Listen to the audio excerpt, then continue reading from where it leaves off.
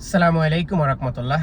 জনাব তারেক রহমান বাংলাদেশ সরকারের মাননীয় প্রধানমন্ত্রী এবং আমাদের বর্তমানে যারা মন্ত্রণালয়ে আছেন তাদের দৃষ্টি আকর্ষণ করতেছি। আমার হাতে এটা হচ্ছে নর্মাল পাসপোর্ট, যেটাকে এমআরপি বলা হয়। এটাও কিন্তু আমার নর্মাল পাসপোর্ট। এর আগে আমার আরও একটা পাসপোর্ট ছিল, সেটা ছিল হাতের লেখা। 2001 সালে যখন ফখরুদ্দিনের আমলের যে হাতের লেখা পাসপোর্ট ছিল সেটা বাদ হয়ে গেছে, এজন্য আমার কাছে এখন দুইটা আছে, কি নর্মাল এমআরপি পাসপোর্ট। এখন হঠাৎ করে সরকার যখন এমআরপি পাসপোর্ট বন্ধ করে দেয় তখন দেখা গেছে অনেক প্রবাসীরা বিপদে পড়ে গেছেন। এই অনেক প্রবাসীরা বিপদে পড়ে গেছে কিভাবে আমি আপনাদেরকে বলি।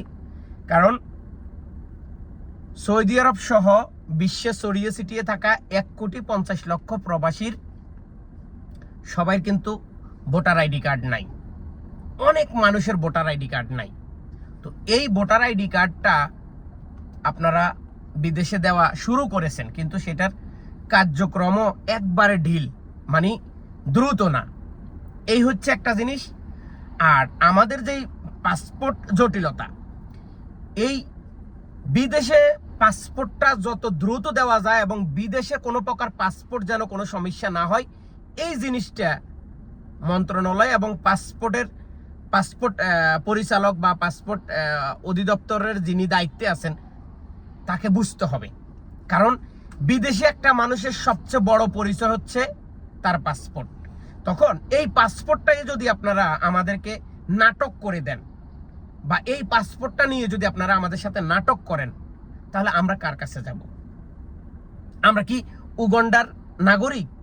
আমরা কি শ্রীলঙ্কার নাগরিক? আমরা কি পাকিস্তানের নাগরিক? আমরা কি ইন্ডিয়ার নাগরিক? আমরা বাংলাদেশের নাগরিক? তাহলে আমাদের পাসপোর্টটা দেওয়ার দায়িত্ব কিন্তু আপনাদের। আর এটা যত দ্রুত দেওয়া যায়, এটা সমস্যা হইলে সাথে সাথে সমাধান করতে হবে। কারণ এই পাসপোর্টের সাথে জড়িত আমাদের অনেক কিছু, সৌদি আরবের অনেক কিছু এই পাসপোর্টের সাথে জড়িত। তাহলে এই পাসপোর্টটা নিয়ে পুতুল খেলা করার তো আপনাদের কোনো প্রয়োজনে আমি মনে করি আসে না। আচ্ছা, এরপর আসুন, প্রধানমন্ত্রী জনাব তারেক রহমান এখন এই মুহূর্তে ই পাসপোর্ট দিচ্ছেন, সেটারও সার্ভার ডাউন। আর ই পাসপোর্ট যখন দিতেছেন তখন একটা মানুষকে অন্তত এই জিনিসটা বোঝা উচিত যে বিদেশ থেকে যদি কোনো মানুষ কোনো কিছুর জন্য অ্যাপ্লাই করে, কারণ আপনারা তো বলতে পারেন এই লোকটা কি এই যে পাসপোর্ট রিনিউ করতে চাইতেছে সে কি বিদেশ থেকে করছে না বাংলাদেশ থেকে করছে। যদি সে বিদেশ থেকে করে থাকে তাহলে তার পাসপোর্টটা অতি দ্রুত দেওয়া দরকার। 1, 2, যদি কোনো মানুষ বিদেশে থাকা অবস্থায় এনআইডি কার্ড করতে চায়, তার এনআইডি কার্ডটা আপনি যেরকম জনাব তারেক রহমান আপনি যেরকম একদিনে পাইছেন, একদিন না হোক অন্তত এক সপ্তাহের মাধ্যমে বিদেশি যারা এনআইডি কার্ডের জন্য অ্যাপ্লাই করে তাদের এনআইডি কার্ডটা দেওয়া উচিত। আর এটা দেওয়া উচিত এজন্য কারণ সেই লোকটা এত জরুরি থাকার কারণে এনআইডির জন্য অ্যাপ্লাই করছে, না হলে কিন্তু সে বাংলাদেশে যায় এনআইডি করতো। এইটা হচ্ছে 2 নম্বর বিষয়। 3 নম্বর বিষয় হচ্ছে প্রবাসীদের আপনারা কোনো মূল্যায়ন করেন না। এই প্রবাসীদেরকে মূল্যায়ন না করার কারণে আপনারা অনেক কিছু হারাইতেছেন। এবং প্রবাসীরা যদি চায় তাহলে প্রবাসীরা কিন্তু আপনাদেরকে কাঁচা কলা খাওয়াইতে পারবে, কিন্তু প্রবাসীরা চায় না। কারণ প্রবাসীরা হচ্ছে মোমবাতির মতো, এটাতে একটু কোনো রকম তাপমাত্রা লাগলেই এটা গইলা যায়। প্রবাসীরা হচ্ছে মোমবাতির মতো, তাপমাত্রা একটু বেশি হইলে তারা গইলা যায়। কারণ তারা যখনই শুনে বাংলাদেশে কোনো দুর্যোগ তখনই প্রবাসীরা লাফিয়ে পড়ে। যদি কখনো শুনে একটা রিক্সার ড্রাইভার বা একটা বিধবা মেয়ের কোনো সমস্যা হয়েছে বা একটা মেয়ের কোনো সমস্যা হয়েছে, কোনো কন্টেন্ট ক্রিয়েটর যদি একটা ভিডিও করে, সেখানে লক্ষ লক্ষ টাকা ফাটায় এই বিদেশ থেকে প্রবাসীরা। 2, সরকার যদি কখনো প্রবাসীদের কাছে এভাবে হাত দিয়ে বলে যে আমি তোমাদের কাছে কিছু রেমিটেন্স চাই, প্রবাসীদের জমানো টাকা যেটা আমরা জমাই 1 টাকা 2 টাকা করি, সেটা এইরকম আরই, এই যে আমরা এরকম জমা করি না, দেখেন আমি এখানে কত টাকা জমা করছি, এইরকম আমাদের জমানো টাকা, এই জমানো টাকা কিন্তু আমরা সরকারকে দিতে চিন্তা ভাবনা করি না। কি জন্য?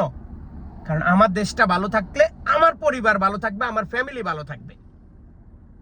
তো সরকারকে কি করতে হবে? সরকারকেও তো ওই মানুষগুলোর দিকে তাকাইতে হবে, তাই না?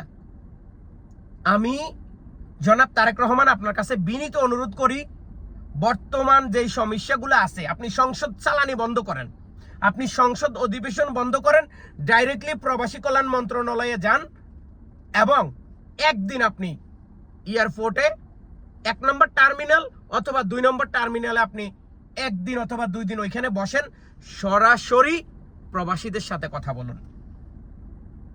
তাদের কি কি সমস্যা, তাদের যে সমস্যাগুলো, এটা সমাধান করলে আপনি বাংলাদেশে যেই পরিমাণ রেমিটেন্স পাবেন এবং যেই পরিমাণ মানুষ আপনাকে স্নেহ করবে, শ্রদ্ধা করবে, আপনাকে দেশ থেকে পালিয়ে যাইতে হবে না। আপনাকে দেশে মনে করেন এই যে এখন বর্তমানে জ্বালানি তেলের যে সংকটন, এইটা আপনি চাইলেও সংশোধন করতে পারবেন না। কেন পারবেন না? কারণ আপনার কাছে টাকা থাকতে পারে, আপনার কাছে ডলার থাকতে পারবে, আপনার কাছে রেমিটেন্স থাকতে পারে, কিন্তু এই ইস্যুটা কি জানেন?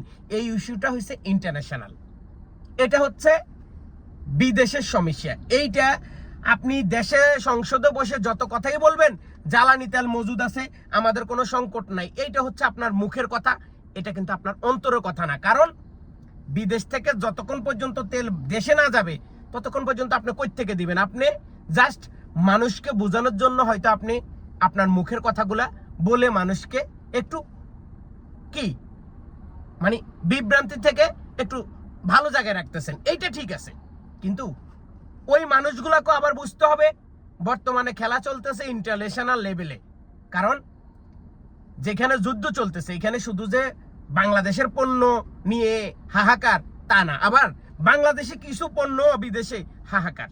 ধরেন রুই মাছ কিনলাম আমরা বিদেশে 12 টাকা 13 টাকা, সেই রুই মাছ এখন 20 টাকা 25 টাকা কিলো সৌদি আরবে। এই কথাগুলো আমি বললাম না, বাদ দিলাম। আমার আপনার কাছে একটাই অনুরোধ, প্রবাসীদের যতগুলা সমস্যা আছে সংসদ বন্ধ করে দিই, ঘরে বসি না থাকে, ডাইরেক্ট এয়ারপোর্টে যান এবং মন্ত্রণালয়ে 2 দিন আপনি বসে প্রবাসীদের প্রত্যেকটা সমস্যা সমাধান করুন এবং কিভাবে নতুন নতুন মানুষদেরকে সরকারিভাবে বিদেশে পাঠানো যায় এই ব্যবস্থা করেন। দেশে আর কিচ্ছু লাগবে না।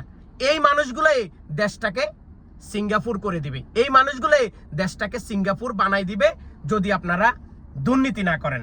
দুর্নীতি থেকে দূরে থাকুন এবং সঠিক পরামর্শ এবং গাইডলাইন দিয়ে প্রবাসীদেরকে সেবা দেন। ইনশাআল্লাহ আমি আশাবাদী প্রবাসীরা আপনাদেরকে মাথায় তুলে রাখবে। ধন্যবাদ জনাব তারেক রহমান। এবং আমি অনুরোধ করব প্রবাসী কল্যাণ মন্ত্রণালয়ের যারা সচিব বা বিভিন্ন মন্ত্রী আছেন তারা এই বিষয়গুলা অবশ্যই জনাব তারেক রহমানের কাছে বলার চেষ্টা করবেন বা এই বিষয়গুলা সংসদে তুলে ধরবেন। ধন্যবাদ।